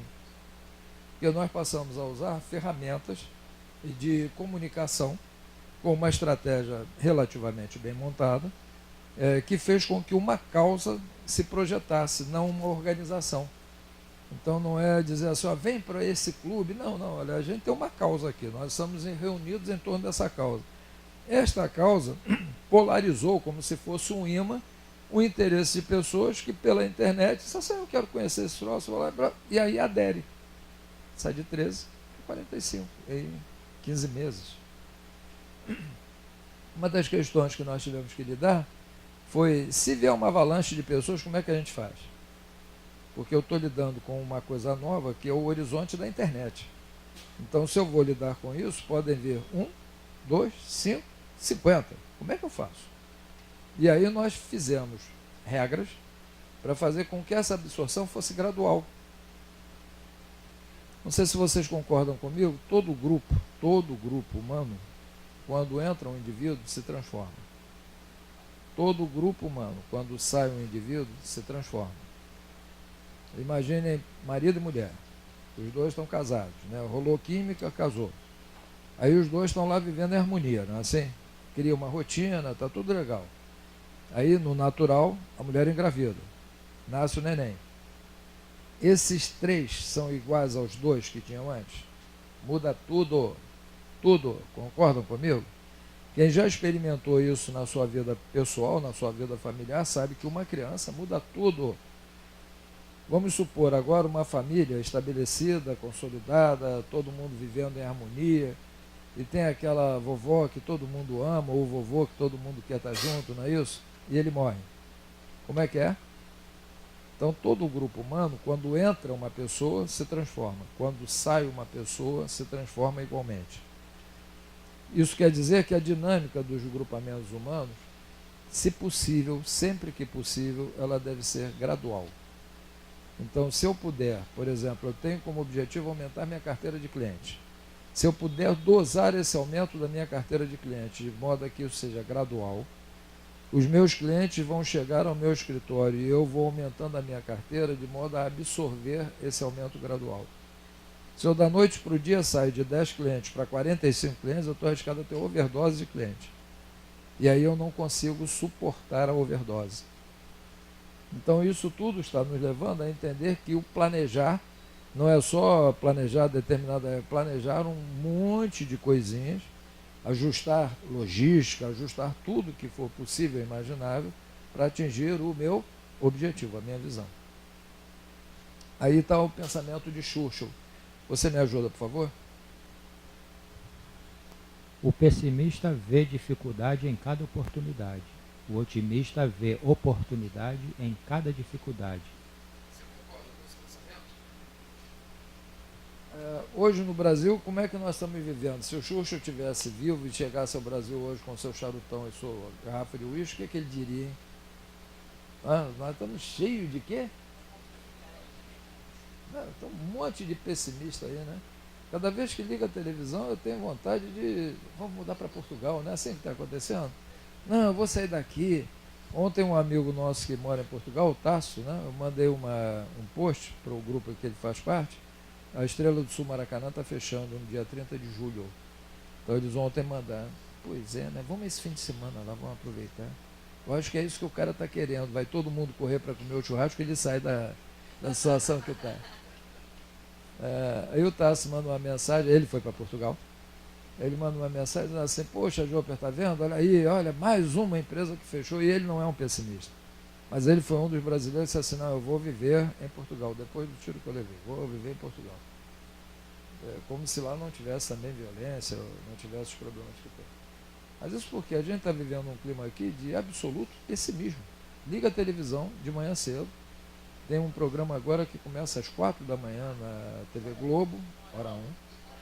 Eu acordo às 5.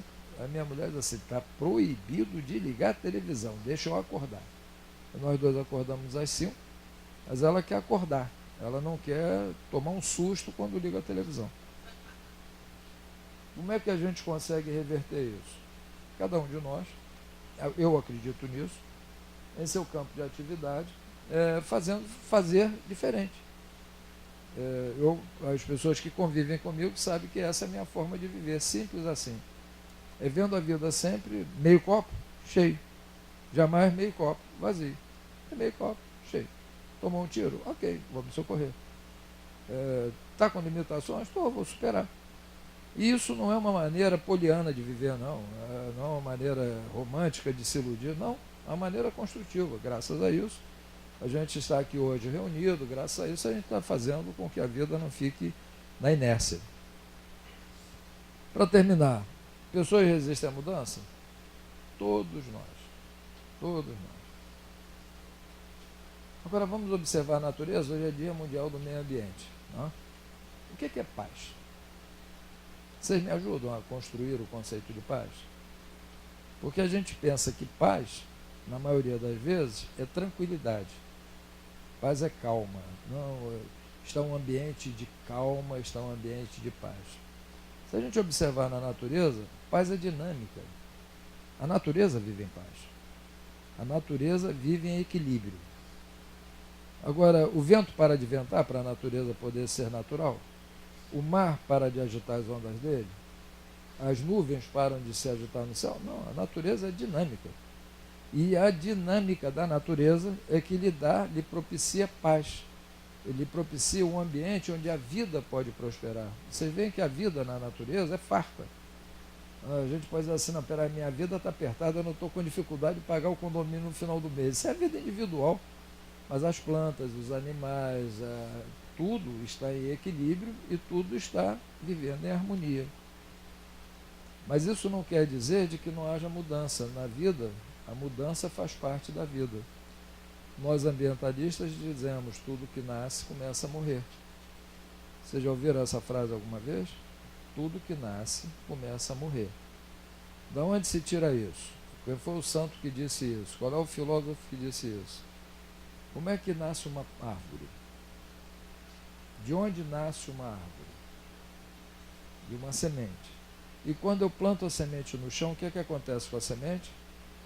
Ela morre, porque ela degenera, ela se dissolve e ela se transforma numa árvore. Então tudo na vida é um ciclo constante de nascer e morrer, de nascer e morrer, de nascer e morrer. E por isso tudo que nasce começa a morrer. Ora, dentro desse ciclo dinâmico da vida, a mudança é quem faz o ciclo acontecer.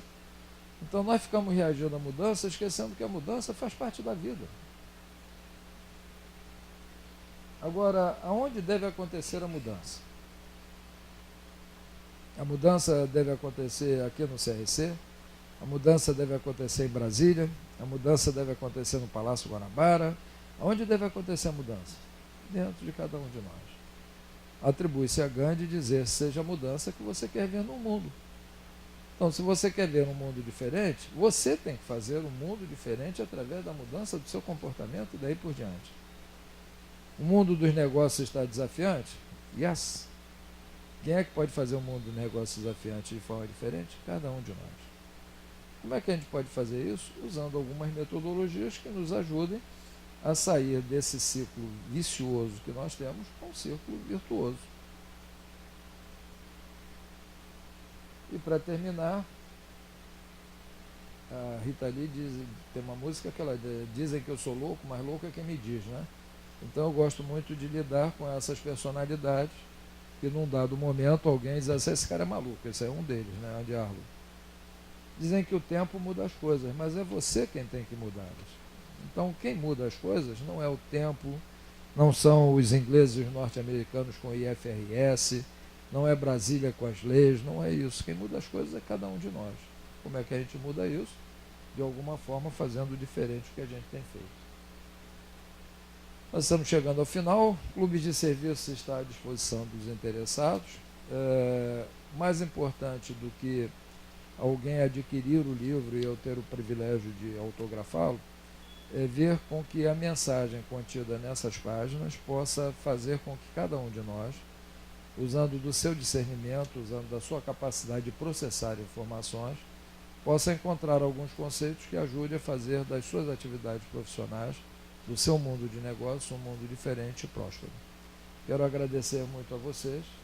Aí estão os meus contatos e me abro, por favor, para todo tipo de intervenção que você tenha, por gentileza. Rapaz, olha aí, viu?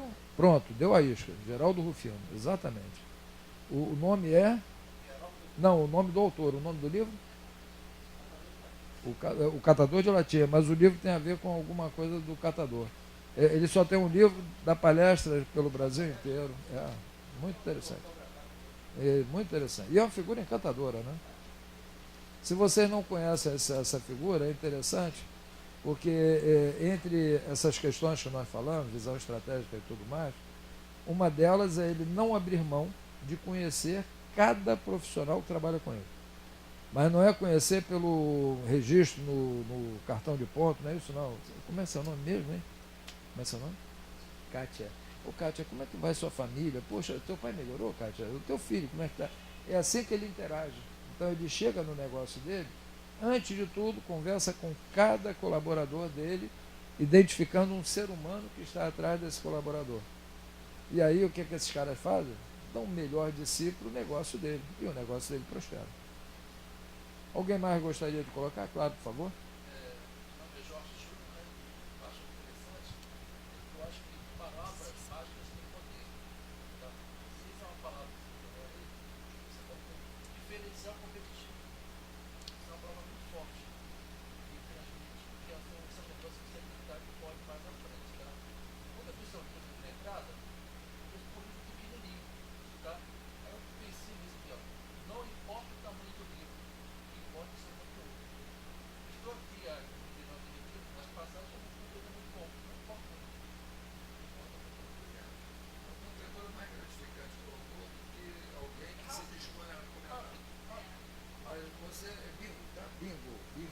Você foi na mosca.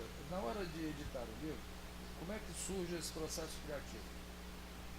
Isso é a história para uma outra conversa, como é que surgem os insights nas pessoas, né? Como é que surge o momento em que uma explosão de energia se dá e uma vida nasce ou um livro surge. Você tem ideia, vou escrever sobre isso, o roteiro vai ser esse, blá blá blá, senta no computador e começa a escrever, isso é mole. Parece difícil, mas não é. Mas aí tem etapas. Uma das etapas tem que ter uma editora e essa editora tem que definir tamanho, tem que definir capa, tem que definir um monte de coisas. Se a mensagem desse livro era uma mensagem para pensar, você vai encontrar uma parte dele que fala sobre pensar fora do quadrado e explica de onde vem essa terminologia. Então, se a mensagem era dizer para o leitor assim, pensa fora do quadrado, e usa esse quebra-cabeças para pensar fora do quadrado, A primeira coisa que a gente tinha que fazer era surpreender o leitor com o tamanho do livro. Entendeu? Porque se você faz um livro do tamanho convencional para passar uma mensagem que não é convencional, o leitor, se ele não estiver muito atento, ele vai ler aquela mensagem de uma forma torta. Agora, se a própria apresentação do livro já surpreende, assim, porra, um livro de bolso? Que maluquice é essa? O cara queria economizar no papel, queria economizar no peso, o que é? Não. É simplesmente mostrar que pode ser diferente, é o diferencial competitivo. Obrigado. Bingo.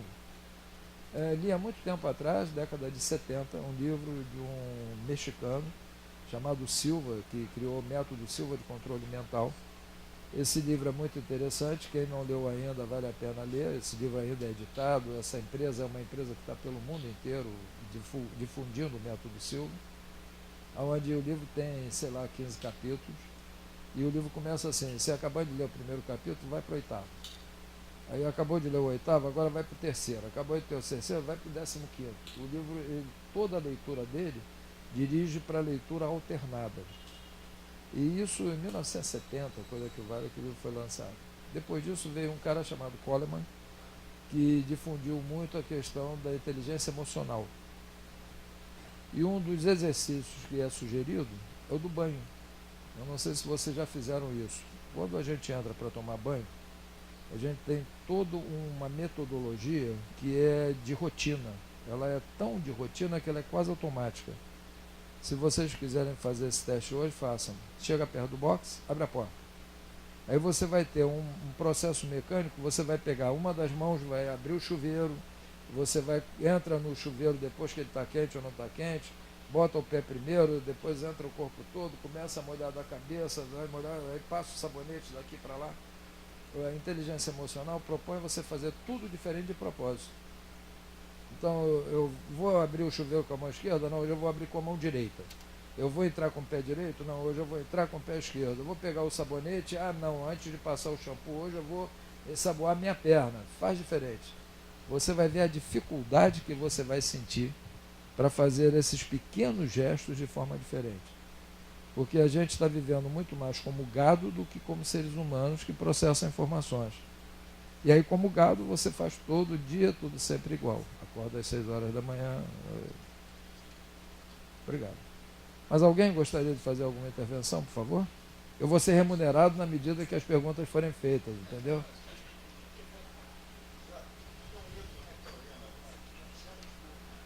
Sim.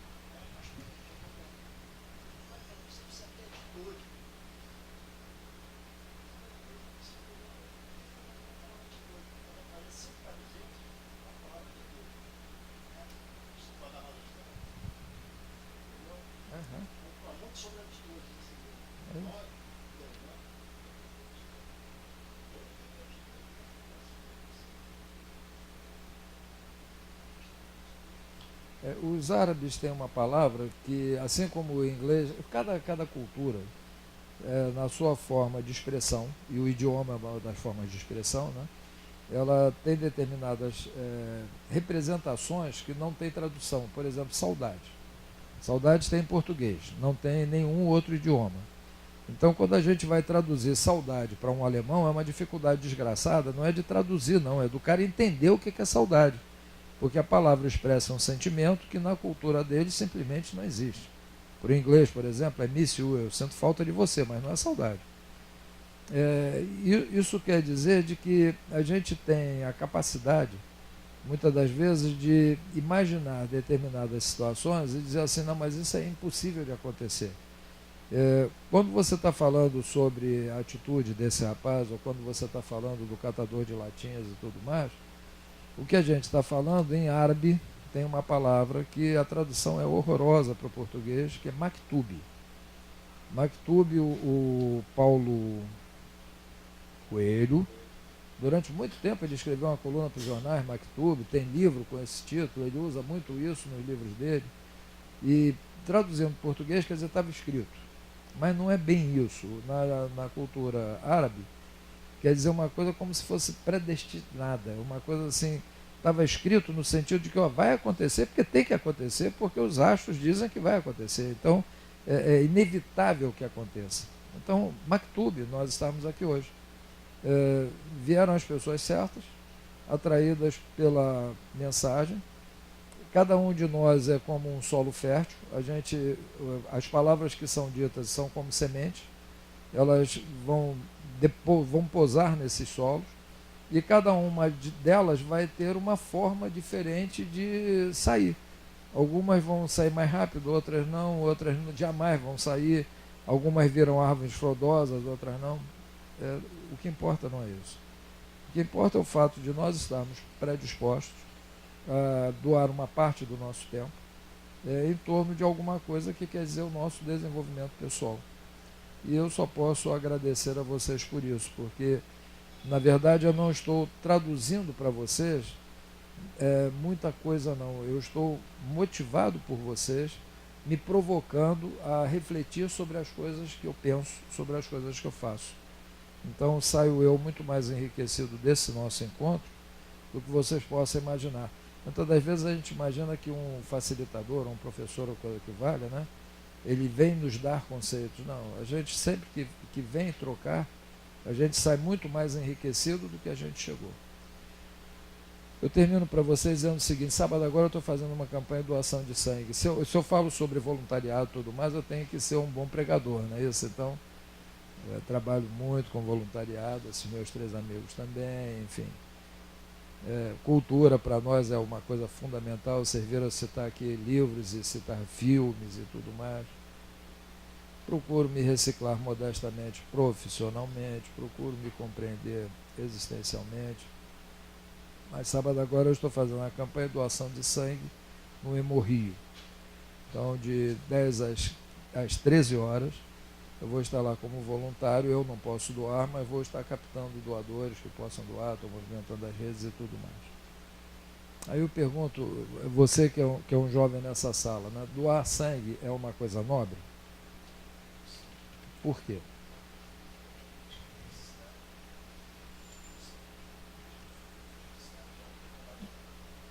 E quando você está doando sangue, você está doando vida para essa pessoa que está deficitária disso, não é isso? Agora, quando a gente doa sangue, mais adiante a gente pode doar de novo? O Magno, o nosso ouvidor do estado do Rio de Janeiro, chegando a bordo, olha só, menina. Poxa, Tatiana, eu estou com prestígio, olha aí. Hein? Daqui a pouco entra o Witzel atrás dele. Cadê o Magno? Cadê o Magno? Mas então, a gente doa o sangue. Depois a gente pode doar. Hein? O Witzel é contador? De história, né? De história. Não, Magno, não conta pra ele não. Ih, rapaz, está sendo filmado. Não. O Witzel é o nosso governador. Mas então, o sangue a gente pode doar de novo? Pode, né? Porque o organismo ressupre, não é isso? Agora eu pergunto a vocês, doar o tempo é nobre? Né? E o tempo ressupre? Nós chegamos aqui às 4 horas da tarde, começamos pontualmente, não foi? Vamos terminar pontualmente às 18 horas. Essas 2 horas que nós passamos juntos, nós vamos ter mais 2 horas daqui a pouco? Não. São 2 novas horas que nós vamos ter. Essas 2 jamais vão ser repostas. Então, doar sangue é nobre, mas doar o tempo é mais nobre ainda, porque tempo é vida. Então, quando nós estamos doando o nosso tempo aqui, nós estamos doando nossa vida. E por isso eu quero agradecer a vocês por essa tarde, para mim, memorável. Muito obrigado a vocês, viu? A todos.